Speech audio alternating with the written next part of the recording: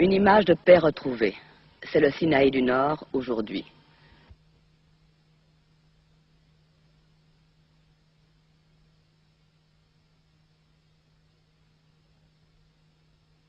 Hormis quelques tanks, véhicules ou canons, vestiges de la guerre des 6 jours, oubliés par le service de ratissage israélien, ce n'est que sable blond, palmeraies où mûrissent les dattes, troupeaux de dromadaires et de chèvres que conduisent des Arabes paisibles.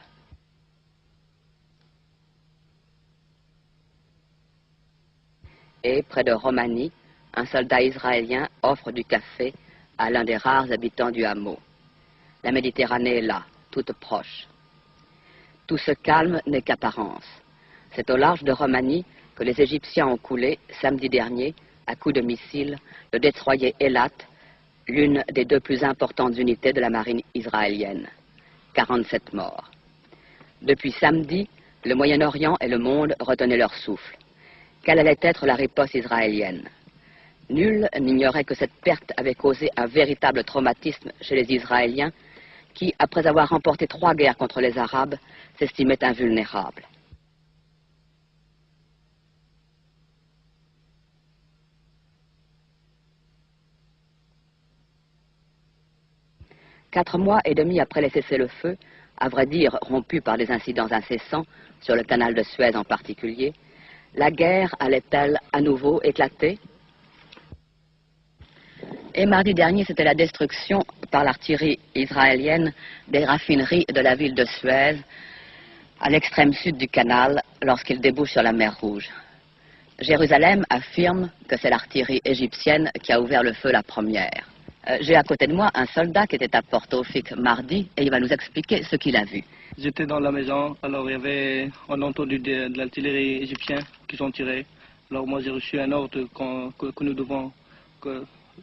devons aller à notre place où on peut nous tirer. À quelle heure était-ce? C'était l'heure de 2h30 l'après-midi. Et puis on est resté à notre place, alors on a vu de l'artillerie égyptienne qui ont tiré de la raffinerie, alors nous devons nous aussi en tirer. Vous avez tout de suite vu les raffineries éclater, est-ce que les flammes étaient grandes, il y a eu beaucoup de fumée, beaucoup de bruit, vous avez eu peur? Il y avait une grande flamme, il y avait une grande fumée. Montrez-moi jusqu'où ça allait, jusqu'au haut de la montagne?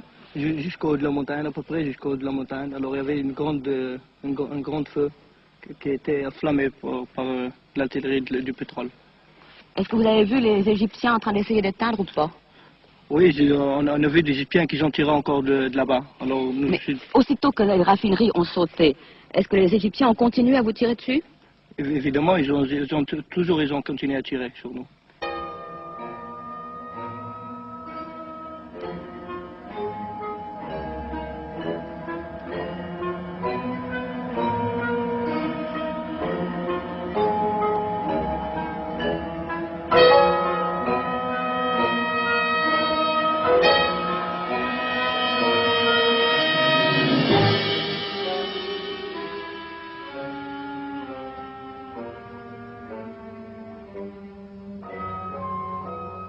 Actuellement, le mouvement d'exode s'amplifie et l'on dit même que pratiquement 1/5 seulement de la population de la ville de Suez et de la ville de Port-Tawfik se trouverait encore ici. Les autres ont été rapatriés dans la région du Caire et hébergés par leurs familles ou regroupés dans des centres d'hébergement.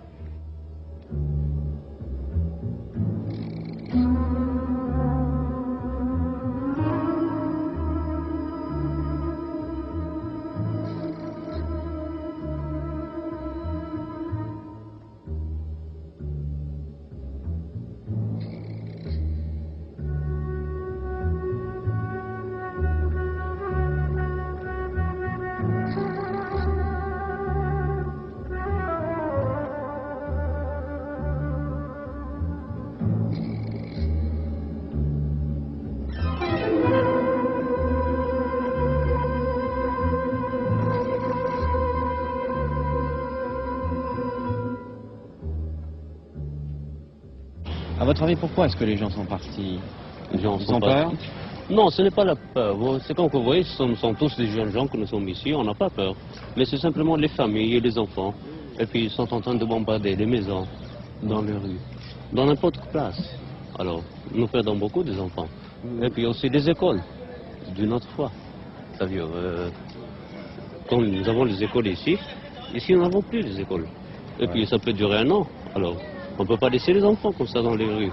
Vous avez assisté au dernier bombardement? Oui. Je n'ai pas perdu un seul.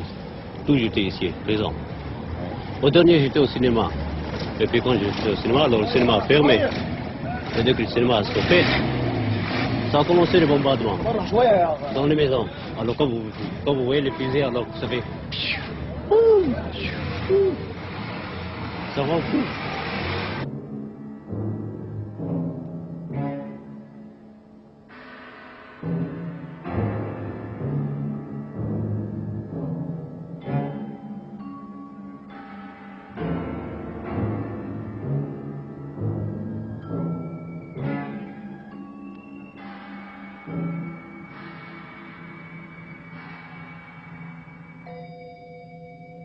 La raffinerie dans laquelle nous nous trouvons actuellement sera indisponible au bas mot pour 2 mois et peut-être même pour 6 mois selon les avis des techniciens que nous avons interrogés. Il y a un autre élément, l'oléoduc qui transportait le pétrole depuis le port de Port-au-Fik jusqu'à ces raffineries que vous voyez aurait été également entièrement détruit par les tirs, les coups au but de l'artillerie israélienne.